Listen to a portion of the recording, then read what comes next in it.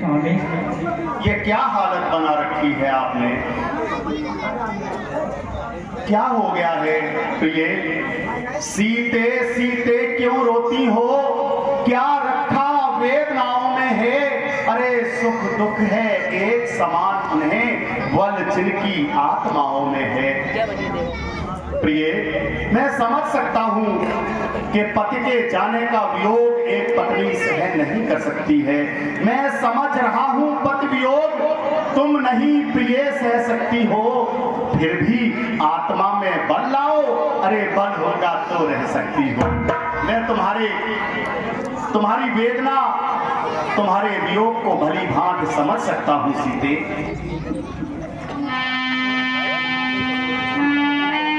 पति का ये उपदेश सुन बड़ा और भी खेद, पदनक द्वारा जान की उठी भूमि करो। बोलने लगी, स्वामी, अगर जानना चाहते हो मेरी उदासी और मेरे रोने का कारण, हाँ जानकी, तो बोलो क्या बात है?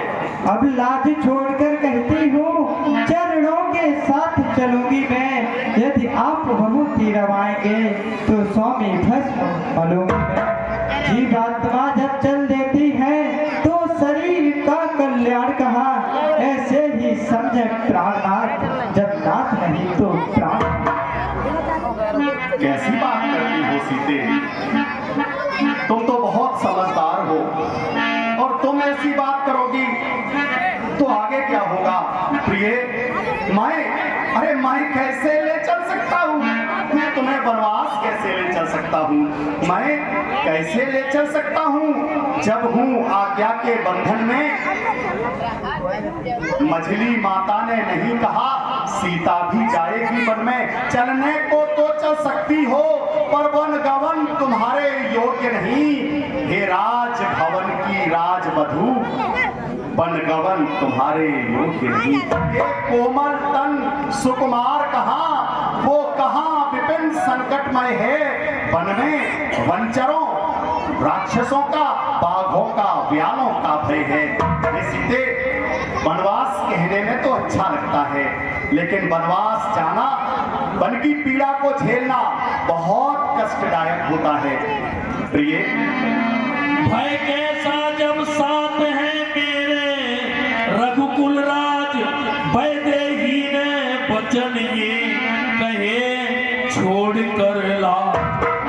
स्वामी, ये सीते, जब आप साथ होंगे तो हमें किसका डर?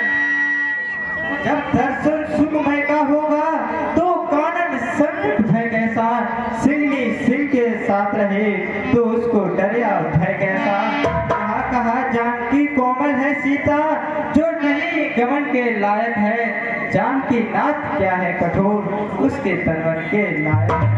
कहने को हम लाए हैं पर हम में कितना बल है। हम कठोर से भी कठोर है और कोमल से भी कोमल। क्या बात है? तुम एक राजा की पुत्री हो और एक राजकुमार की पत्नी हो, चक्रवर्ती सम्राट महाराज दशरथ की पुत्र वधू हो, शेरों वाली बात करती हो। लेकिन सीते, वन को जाने की ठान मत ठानिए। ठान वन की न ठानो सिया तुम, साथ में कष्ट पाओगी भारी।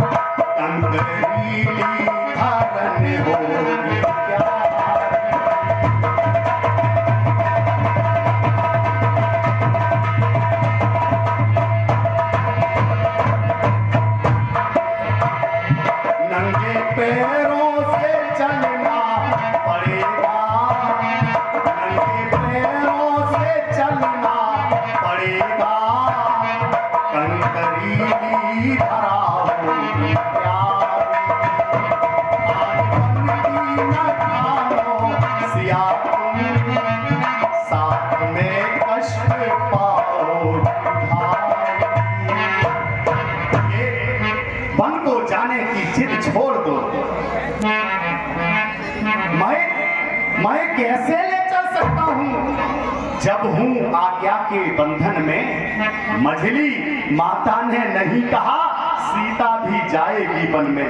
अब तुम्हें साथ में लूंगा तो सब बात आन की जाएगी। माँ कह देगी अरे बनवास कहाँ जब साथ जानकी जाएगी। तुम अगर साथ चलोगी प्रिय तो माँ कहेंगी ये बनवास कहाँ रहा, ये तो वन विहार हो गया। बनवास तो राम को दिया था, अब सीता साथ जा रही है तो ये बनवास नहीं हुआ, वन विहार हो गया।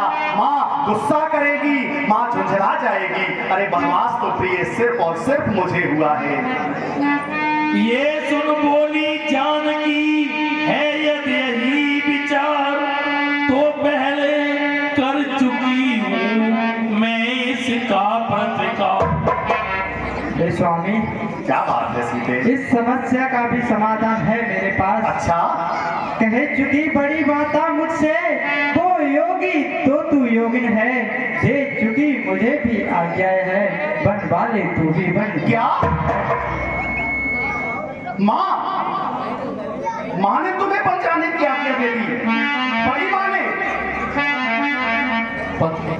हाँ स्वामी। क्या कहा माँ ने?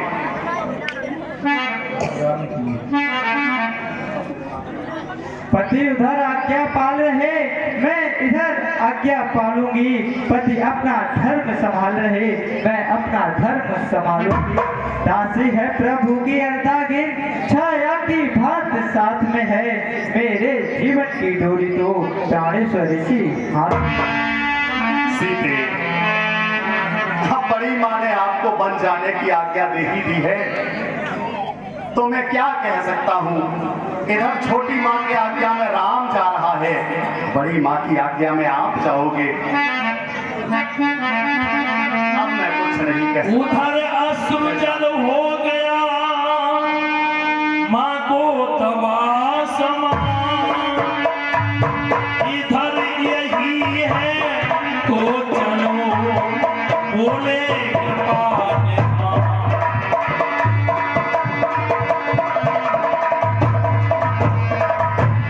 कुछ ही क्षण में हो गई निश्चित जब ये बात, और मूर्छा से तब तक जगी श्री कौशल्या। दिया सहारा बहू ने मिला जरा आराम, बूढ़ी आंखों ने तभी देखा अपना राम।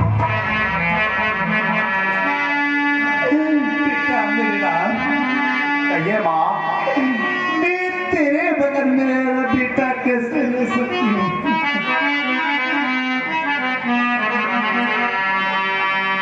पल भर को भूल गई माता, कैसा बन कैसा राज तिलक, बोली ला बहू तनिक रोली, काढ़ू माथे पर आज तिलक।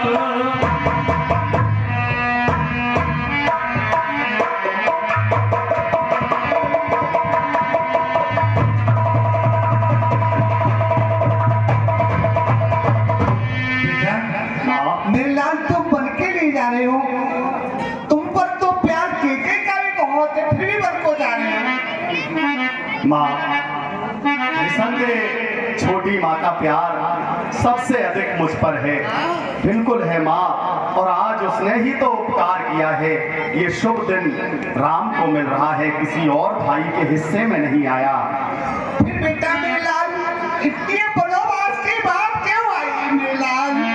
मैं तुम्हारे लिए बरजात में कैसे देख सकती हूँ? और बैठी थी मैं खुशी से बेटा,